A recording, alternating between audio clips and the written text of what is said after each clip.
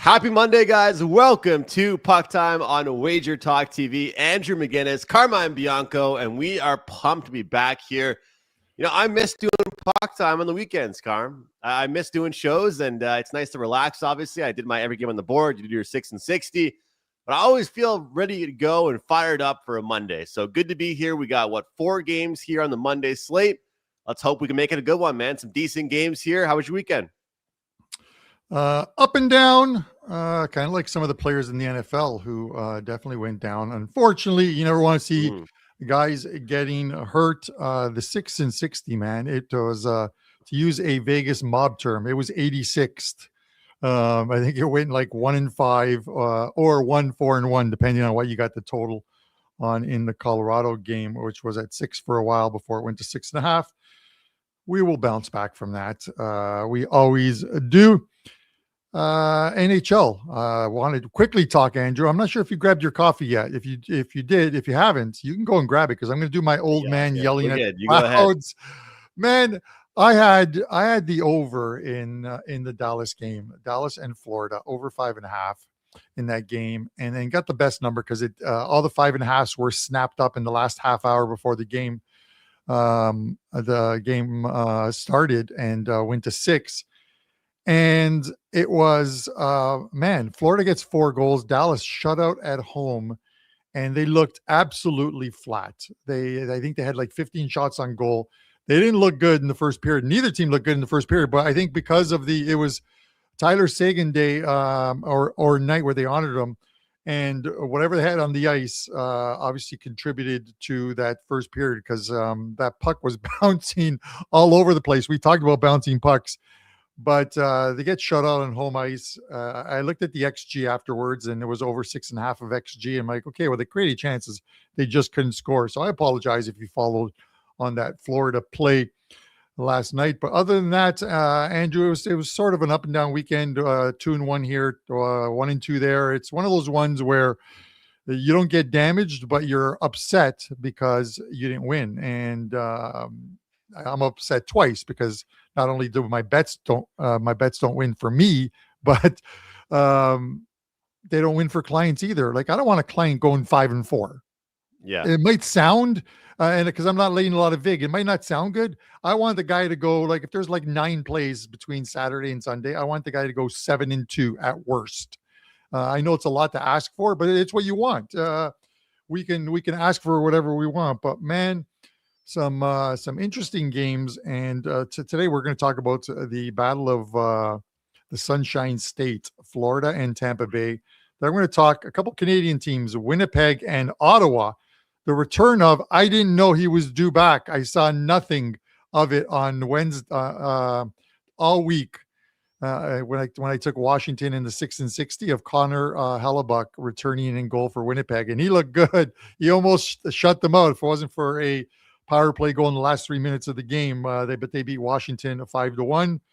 And then we're going to finish it off with an all-West battle, the LA Kings in Dallas to take on that Flat Stars team.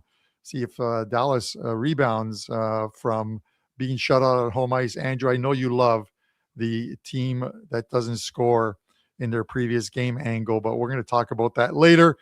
And thanks, guys. Everyone in the chat. Los Kid, dude. I feel so bad for you. Listen, we joke around about, or I joke around about teams all season long, and guys will get on my case. They're like, why do you hate my team so much? Why are you an anti-fan or whatever? But the Pittsburgh Penguins, Andrew, against the San Jose Sharks allow like 4 goals, I think it was in the third period over a 12-minute span, lose the game in OT. And then yesterday, the exact same, wasn't it yesterday? The exact same thing. They allow 4 goals and then lose it in OT. Man, that is unbelievable. 8 or 9 third period goals by the Pittsburgh Penguins allowed on home ice in their last couple of games. That is rough. I don't know who you blame. Maybe you blame the coach for not calling a timeout when clearly the team is in a bit of a shambles. But did you catch any of those scores? Carm, I mean, when it comes down to it, they couldn't hold a lead if their life depended on it right now. They could not hold a lead whatsoever. This Pittsburgh team.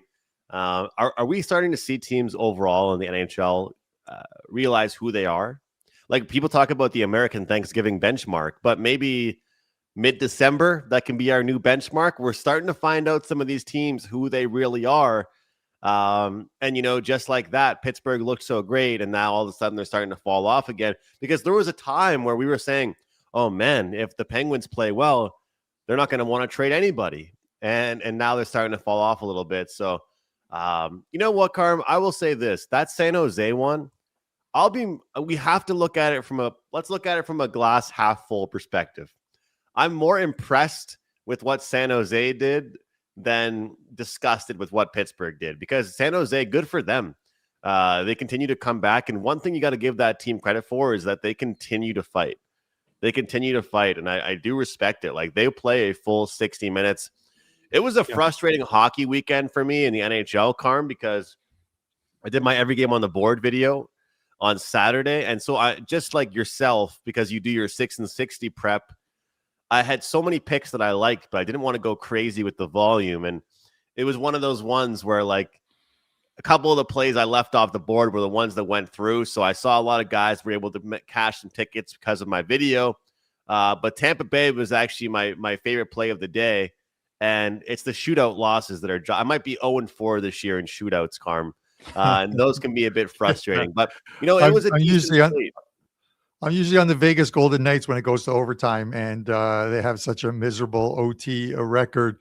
But listen, not a lot of guys across shows, and I'm not talking about like WagerTalk, but talking about like anything, any shows that you see on like YouTube or whatever, will admit things like this. Like, on Saturday I had one NHL play, Andrew, and that's the one that I ended up losing. But every other lean that I had, if I had released the 6 plays, and I'm not talking about the 6 and 60, I'm talking about the 6 other plays that I was looking at, but I left them on the cutting room floor. I'm like, they just don't seem strong enough, but I like them. I would have gone 1-5 with those plays. So I am glad I didn't release them. I just don't want to force someone to take a game in which I'm not entirely sure I want to put my money on, and that's always going to be that way with me. But a crazy, you look at the Edmonton Oilers. They go into Toronto. Tristan Jarry, they get the win against the Leafs, beat them like 6-3.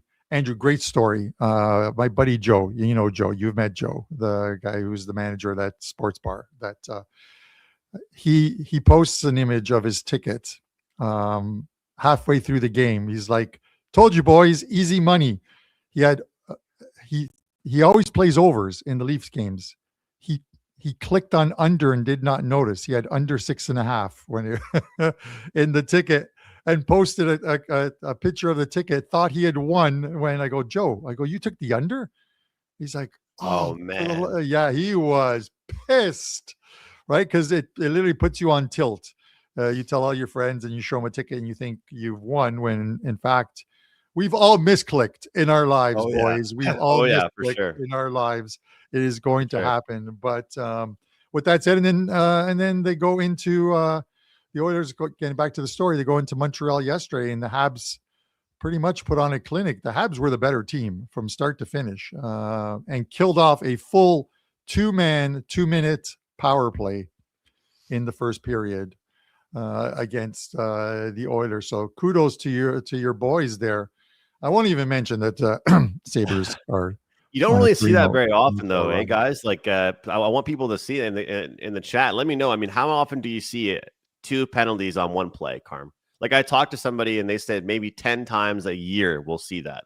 Like, they had a delayed penalty and then another player took a penalty. So it was a full 2 minutes with the 5-on-3. Like, that was really tough, especially against the Edmonton Oilers. So that's tough. I do want to mention that I hit my college hockey free play I gave out on Friday, and college hockey 4% best bet. So maybe Fridays turn into college hockey Fridays. I'll give out 1 play every single Friday. The cool thing about college hockey, which is why I'm more comfortable giving those out than the AHL, which I have been following. But Carm, the AHL, there's a shit ton of teams, man. There's a lot of teams in the AHL. But NCAA, it's like football.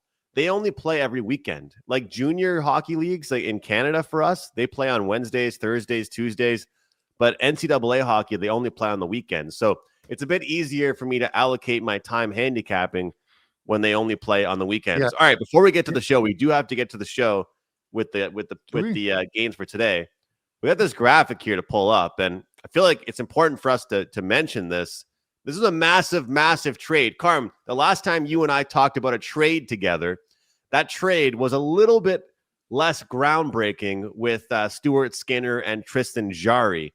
This time, Quinn Hughes, he gets his wish. He gets out of Vancouver. Rumor has it that he respectfully requested out.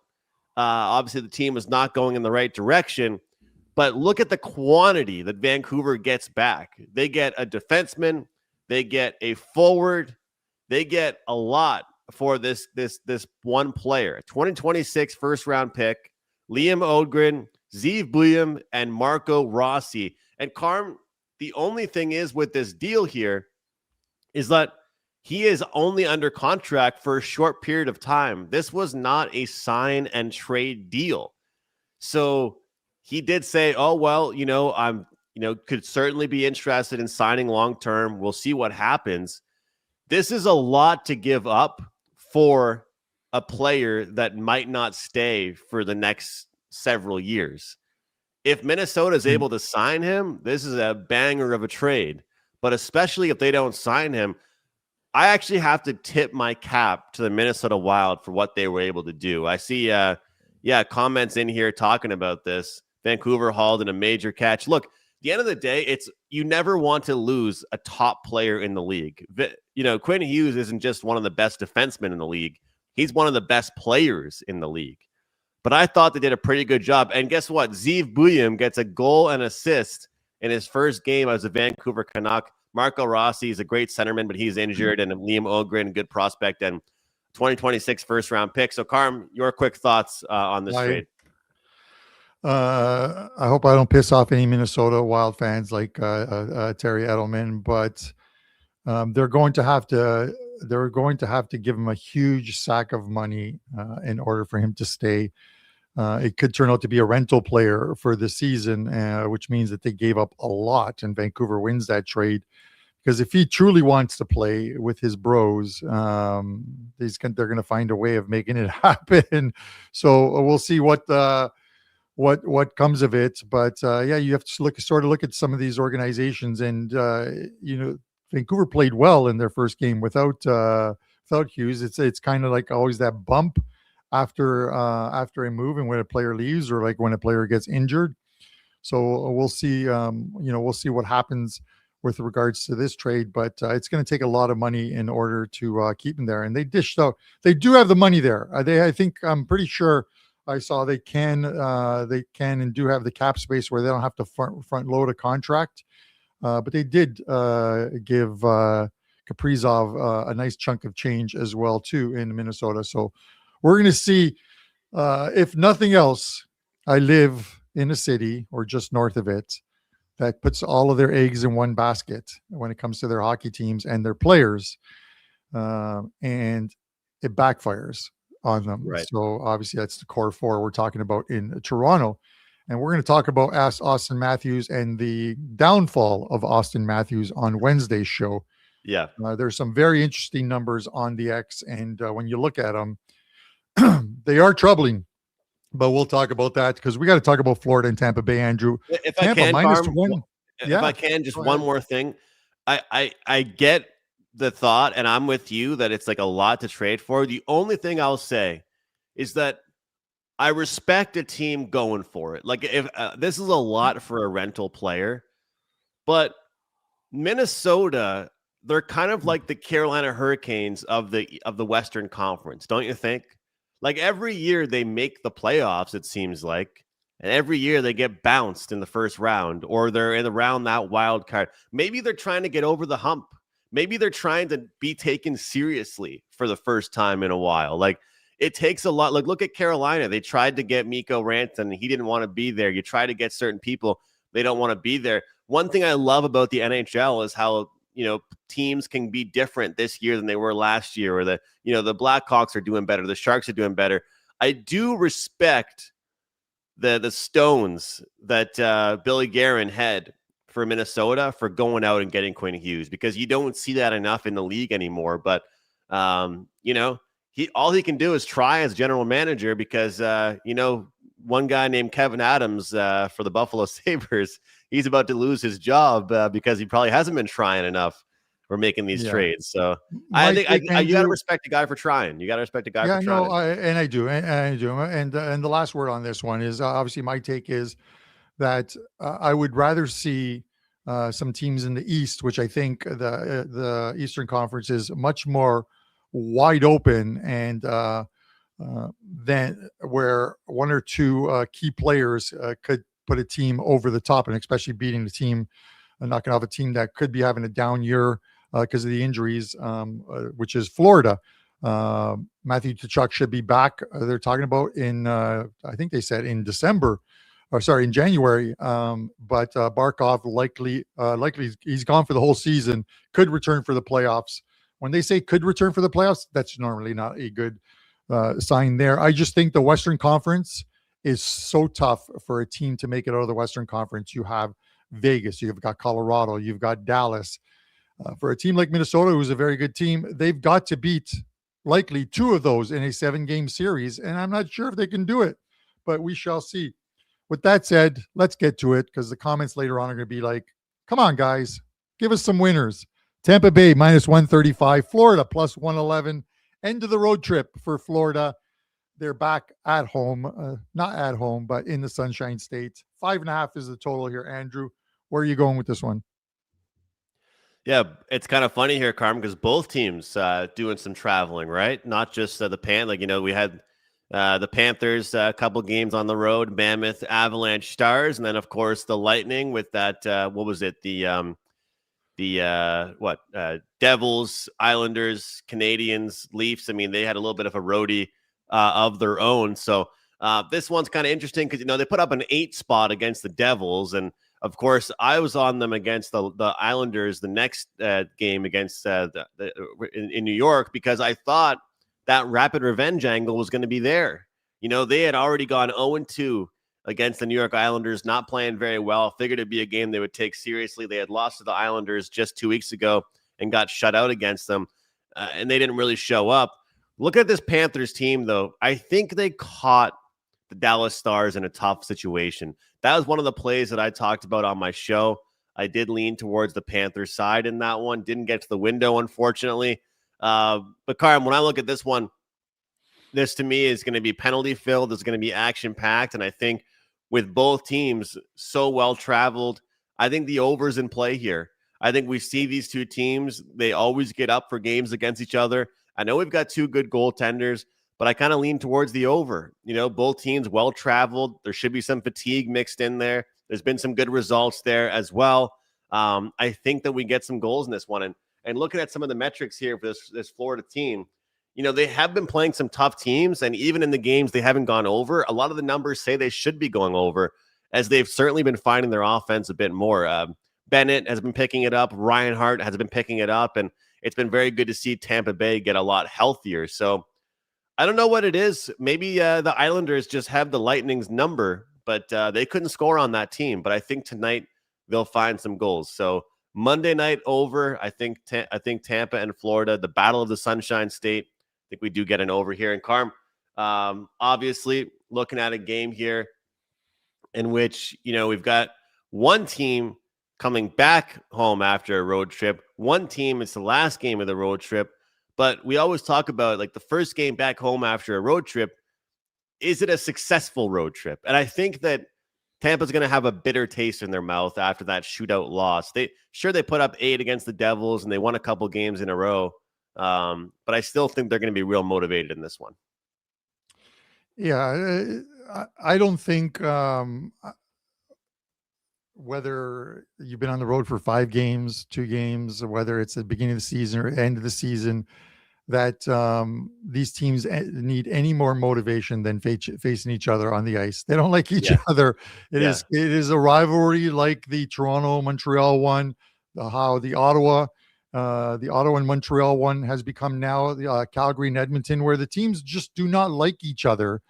And we see power plays, and hopefully we see power play goals. So it wouldn't bother me if you like the over in this one, because it's at 5.5 as opposed to 6. So and this very well could hit 6 at some point. We'll when we talk about the end of the road trip, and it's been a very good road trip for Florida, and we'll see how they end it tonight in Tampa Bay. But they return home, Andrew, and it's a little tougher at home. It's like when we talk about wanting to fade them, and that's just talking about like the rest of this week. They come home, they play the LA Kings, who have been a very good team on the road. Then they get the Carolina Panthers coming to town. After that, they got the Blues, and they got Carolina and Tampa up next again. We're going to see if this Florida Panthers team is actually back in having won for their last 5 games.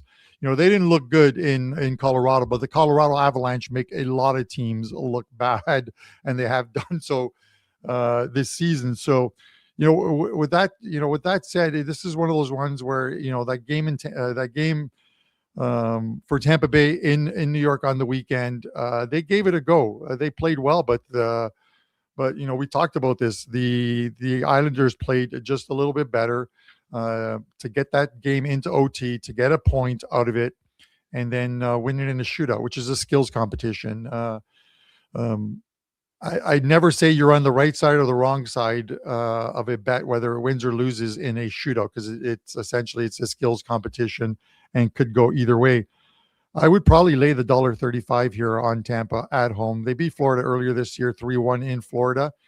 I think it was at the beginning of November. I could see them doing it again here. I think they had a bad taste in their mouth about how that road trip ended in New York. They come home, and it's been a long trip for Florida.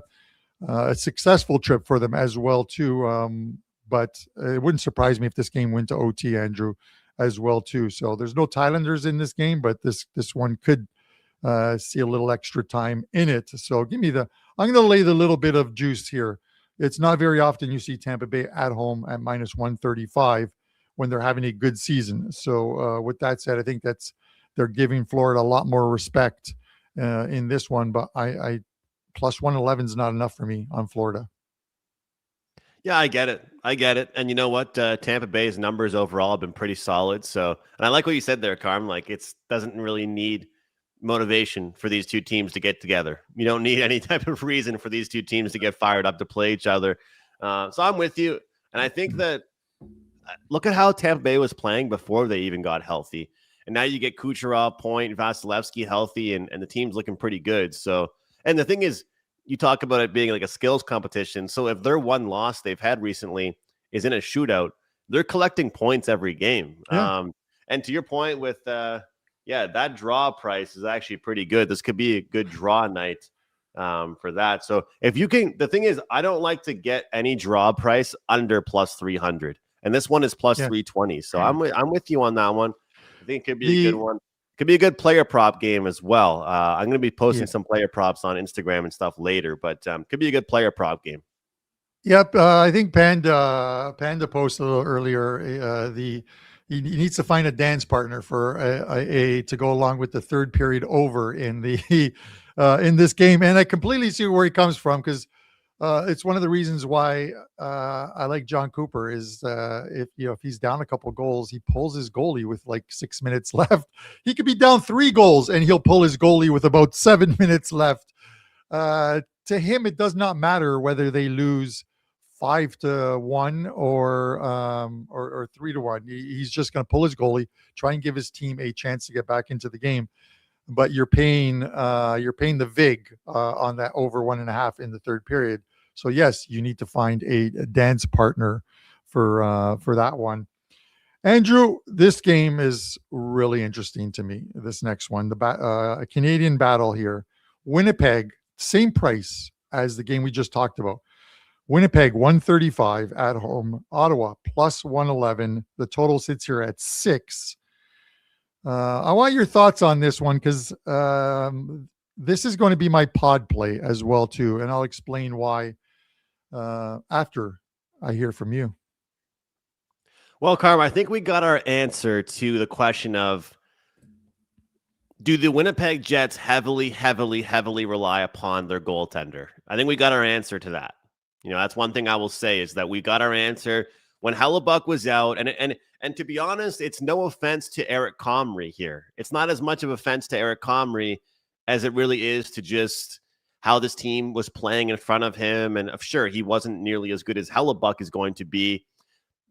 We got our answer to how much they rely upon him. Now he comes back, and to your point, you talked about it, that it wasn't really confirmed. He comes back and gets the victory for them. Now, this Senators team has lost 4 of their last 5 games, I believe. They're struggling a little bit, and we have seen the Jets, kind of start to look better in their last couple of games, even when they didn't have Hellebuyck. They've also been playing some tough opponents. I know the Oilers haven't been great overall this year, but they've been turning it around. The Stars, the Bruins have been better this year. And then, of course, they beat the Capitals. This, to me, Carm, when I look at this one, I'm going to not get ahead of your money line play. This, to me, is an under to look at. If you can find a 6, that's nice. That way you can, get the push, worst case scenario, hopefully. But I think Winnipeg having Hellebuyck back and playing at home here, this goes back to old-fashioned, old-school Winnipeg hockey. And I think that when you look at a team like Ottawa struggling the way they are, they have to emphasize defense. And I know that overall this team's gotten healthier. They've got Stützle, they've got Batherson, they've got Tkachuk, they've got all their snipers out there. But when it ultimately comes down to it, when you get out of a funk, you have to get out of a funk with defensive hockey, I believe. So I would not be shocked to see Winnipeg drag Ottawa into that type of game. So I'll go look towards the under here. But, Carm, I know you've got a side play in this one, but I'll just add that, it seems like this team, it's like a confidence thing. It's like, remember what you said, what was it, last Thursday, when you said, you know what, if we have the Montreal Canadiens goalie making his debut, I'm interested in backing him because sometimes it gives you a spark. Yeah. Right? And they won. They played well defensively. Well, how good defensively did Winnipeg look in front of Connor Hellebuyck? So maybe that made a little bit of a difference. So I like the under in this one here. What about you? What's the side you've got for us? Yeah, I expect Connor Hellebuyck to be in goal tonight because in looking at Winnipeg's schedule, it is spaced out. They play at home tonight, and then they're on the road, I think, for the next 3 games. And there's no back-to-backs in there. So he's going to get the majority of these, at least these next 4 games, but he should be starting tonight off of that effort because they need to make up some some points in the standings.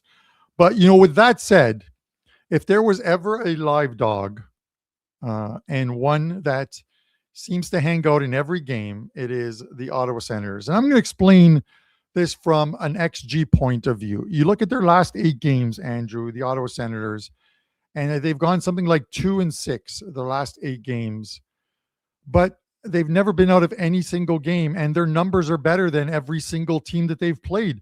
They've generated over 8 games 30.33 expected goals, which is 3.78, something like that, I believe. But they've only scored 24 in those games, so they're underperforming by about 6, almost 7 goals. They've allowed 24 of XG, which isn't good either, but it's not too bad. It's only 3 per game or 4 per game, but they've allowed 28 goals.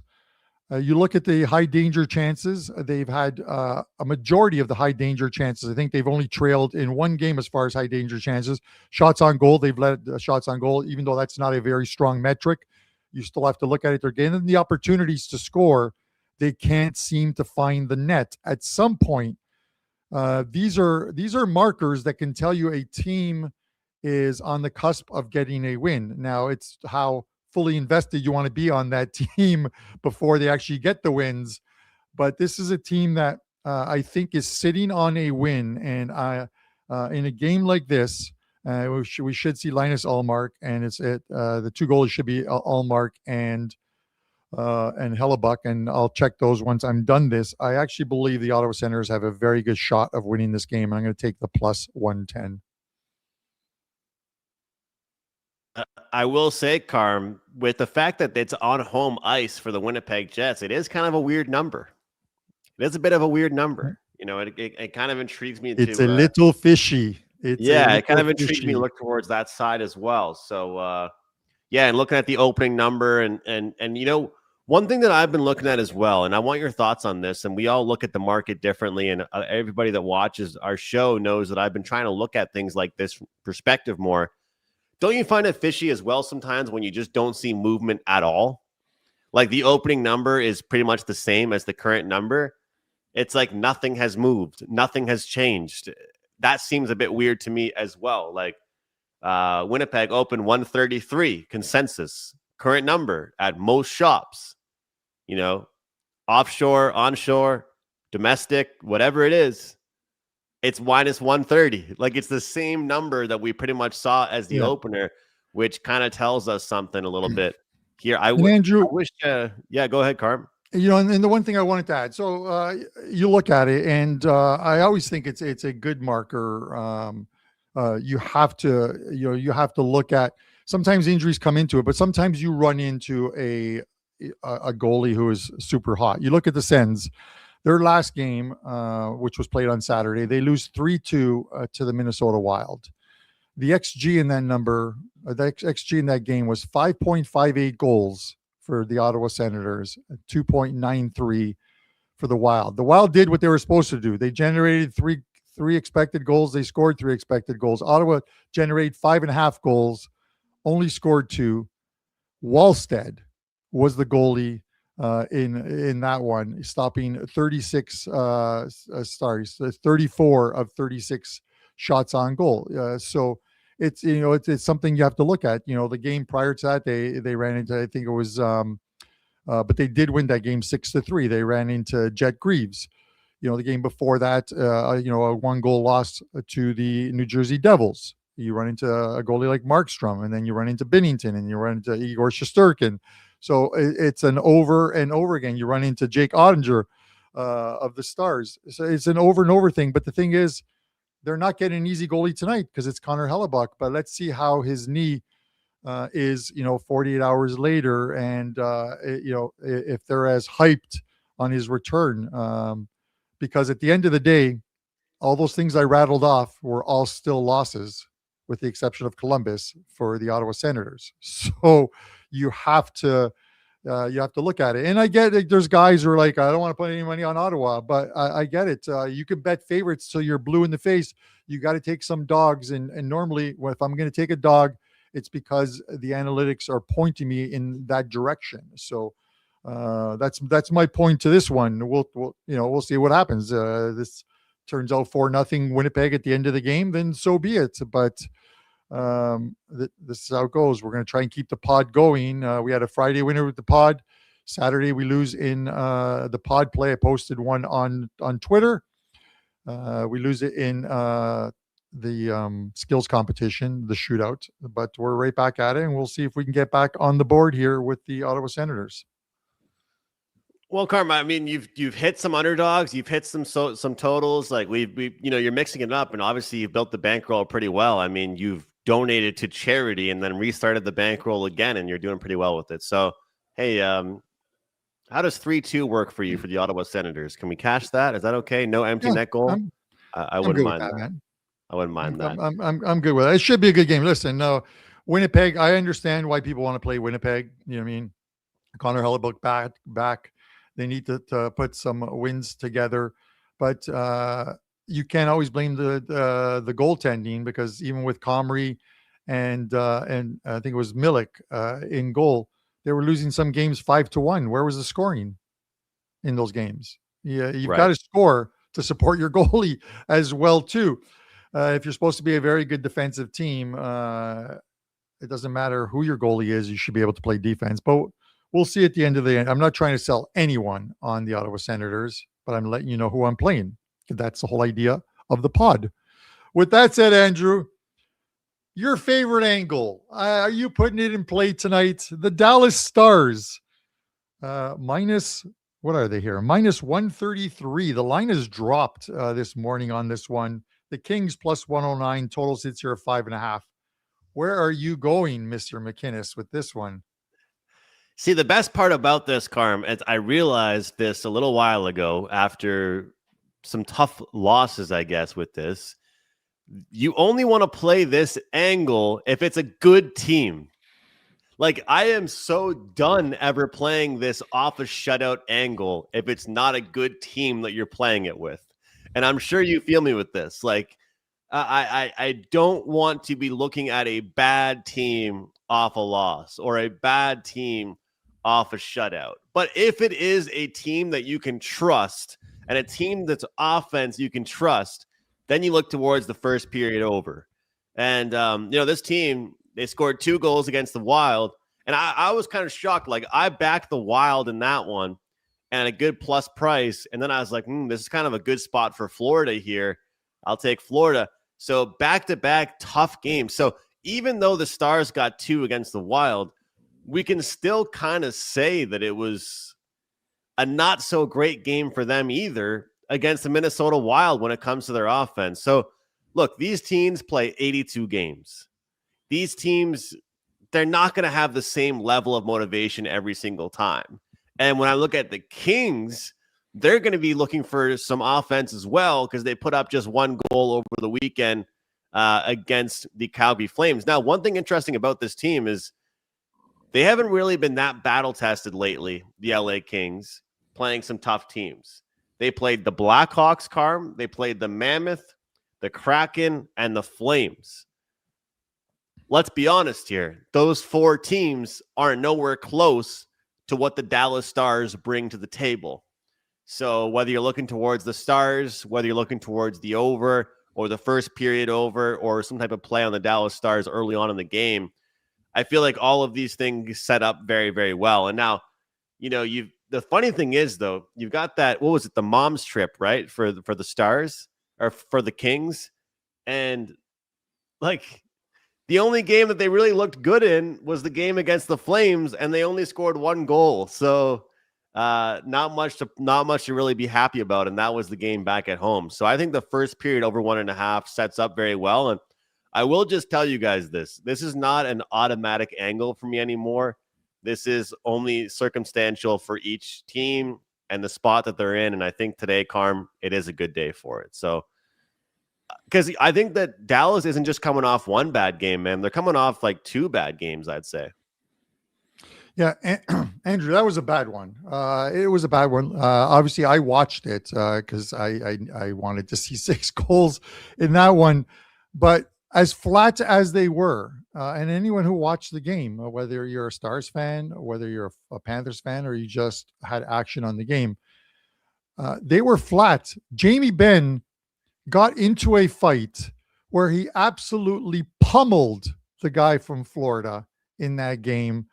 And normally you would think the fans go crazy, the benches are smacking their sticks, and kind of what happened. And you think there's going to be a 5 to 7 minute thing where the Dallas Stars wake up. And you know what? None of that. They looked just as flat after the Jamie Benn fight as they did before the Jamie Benn fight. And that's what tells you when a team is in serious trouble in a game in which not even your main man going out there, getting into a fight to stir up the team and winning it convincingly. He just didn't do the, when they do the belt thing or whatever after winning the fight. It was, I don't get it. So you have to figure that they bounce back in this spot here. The only kind of troubling thing, Andrew, is, in looking at the prices at Odds Logic and on the WagerTalk site, and you look at these prices, it seems to there seems to have been some LA Kings money coming in on this game. Kings have been involved in back-to-back, obviously, OT games for them against the Calgary Flames, against the Seattle Kraken. So it is one of those ones where, and I think the only meeting this year was the LA Kings winning in Dallas back on the 23rd of October, 3-2. If there was one, Andrew, and I don't know if you can see the price on this one, if there was a game in which I would say of all the games tonight has a chance, the best chance of going into overtime. It is this one here between these two teams. What I think is going to be a low scoring game. I could see a 2-2 game that goes to overtime and ends 3-2. I'm trying to find it here for you, Carm. Find it, man. You can do it. And in the meantime, Habs 310. Relic. I'm loving 310. Habs Relic. 3-2 Dallas in OT, he says. God bless you, Habs Relic. Kyle, welcome to the chat. Titans, you're always there. And Titans, thanks for tuning in to End Zone Live yesterday. It was a phenomenal, fun show where we sweat the games live, a bunch of us, from 1 o'clock to 4 o'clock. I actually gave out a couple of winners on that one. I took the Bills game in game, the over in that game, 51. That one won easy. And I took the Josh Allen over 182 passing yards at halftime, and that one hit quite easily. And I'm going to piss off all of you New Englanders. Sorry, the Bills are a better team. So that's just the way it Carm, is. I got to ask you, though. You're a Bills spotted fan. you guys. We spotted them 21 points. Yeah. Pizza boy, Dave Portnoy. God bless the guy. He's a super nice guy.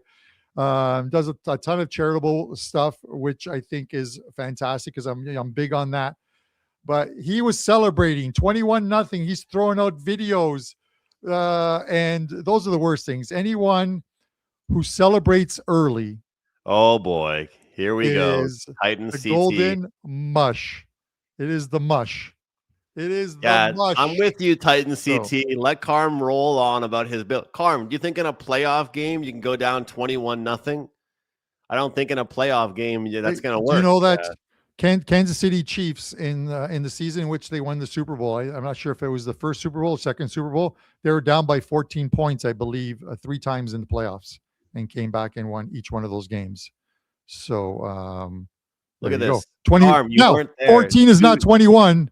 2 pass interference calls, bad calls. Oh, here we go. The old referee thing. Listen, first of all, when it's a simultaneous catch, the ball goes to the offense, number one. And number two, he pushed the Bills receiver, which is pass interference, and he still caught it. But we talked about refereeing.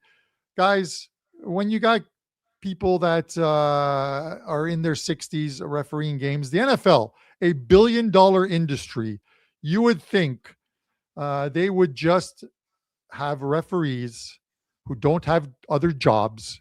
You pay them a shitload of money to get the games right, be accountable for what they're doing on the field. And it's kind of like in soccer. If you're not good, you get relegated. And if you are good, you continue to do the marquee games. But with that said, Andrew, referees are only our thoughts on referees change with the results of the game. When we win, the refereeing was fantastic. When we lose, the refereeing was horrible. So it is. I know how it is. It's like that. It's like that with sports bettors. I given out 3 plays on today's show. If they win tomorrow, I log in and Carm, you're fantastic last night. I go 0-3 on today's show. People log in and like, you suck, man. So you know how it goes. You know how it goes. It's life in general. Come on, man. But we appreciate the people that are kind, because there's a lot of people that comment good things as well. But it's like when you go and you're trying to you're away on vacation and you look at reviews for certain restaurants or places. Because think about it, more people are going to do reviews when they're angry than when they're excited. Like, oh, if I had enjoyed this meal, you're going to just go home and be happy about it. If you didn't like your meal, then people go on complaining about the meal on these apps and stuff. That's what I feel bad for restaurants, because people that liked what they had, they don't go on and write a good review. But if they didn't like what they had, then they go on and write a bad review. So, yeah, guys, we're not like, I'll tell you, straight up, I was on TikTok last night, doom scrolling, as I always do. And there was this guy selling picks. He literally was talking about how he was on a 23-2 run. Like, he's up this many units in hockey and this many units. And if he had, no joke, 1,500 live viewers on TikTok. That's the shit that pisses me off, because it's like, are you seriously going to say that you're like 24-2? You're up like 155 units in NFL. Like, people are just saying whatever they want to say and hoping people believe it. Like, this is why me and you are here every day. We're just giving out our picks, having a good time, and hopefully cashing tickets. I'll tell you what, I've got just 2 picks I wanted to mention for the same game parlay. These are not 2 guys on the same team. This is one pick from one guy on each team. We got Jake Gensel to get a point, Brad Marchand to get a point. And these numbers keep moving around. Literally during the show, Carm, the number has changed. I'm not even joking, like 3 or 4 times. It keeps on saying closed on DraftKings, FanDuel, wherever. Plus 140. Marchand point and Gensel point. Florida Panthers against the Tampa Bay Lightning. So those are 2 guys that I like here. Hopefully we can cash some tickets. Andrew, cash some tickets. So I'm passing on soccer today, but I will let you guys know that I'm going to be watching a game today, and I've got some. I'm going to play this game, but it's not strong enough to release to clients. But I'm going to mention it here because I did mention the Man City won when they were plus 125 against Real Madrid in Real Madrid for Champions League, and I just thought it was a good setup for them in that game. 2 plays up in the NHL, which you can get. We still have that. I think we still have that hat trick deal going on, which is a great one as well, too. Andrew, this one makes absolutely no sense in what I'm about to tell you guys, but I'm going to play it. I am taking Bournemouth today, plus 307. Rob Braley is probably watching this show. He is a huge Man United fan.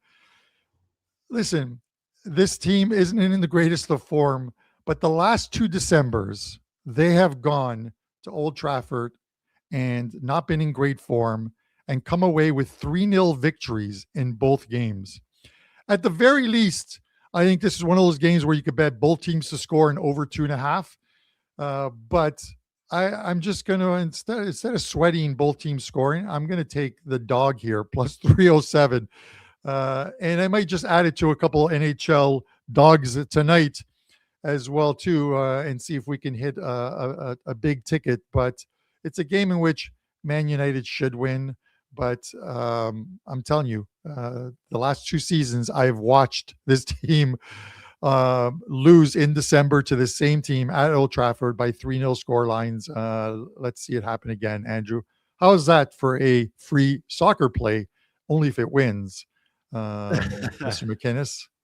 Hey, you cashed Man City for us last week, and I'll tell you what, I was like, come on, Carm, are you serious? They went down 1-0, and then they scored 2 quick goals. So gotta love that. All right, man.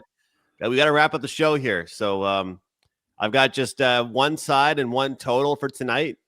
No best bet for me in NFL player props, although the player props continue to do very well. Number 1 in NFL player props at the website, plus 20 units. But it's a great time. And I'll tell you what, guys, these hockey packages, now that I'm doing college hockey, you got the World Juniors coming up, starting Boxing Day. There's all kinds of hockey content going to be out. It's important to grab all access hockey passes as well at WagerTalk. Let's try and set a goal for today. If you guys can on YouTube, we're going to go for 145 likes. 100, not even any less, not any more, hopefully more.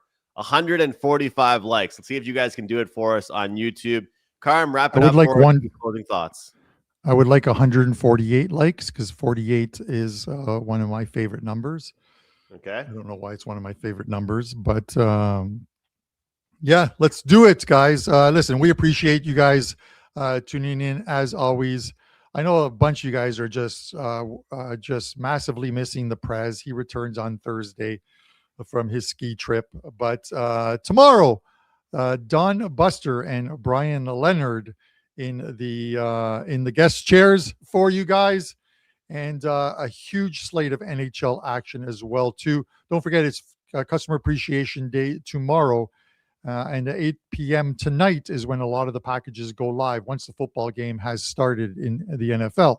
So I will have some plays up for you guys if you want to grab them early and beat the line moves. For myself and Andrew, Thank you guys for all of the messages in our chat. We wish you the best of luck tonight, and we'll see you tomorrow morning, 11 a.m. on WagerTalk TV.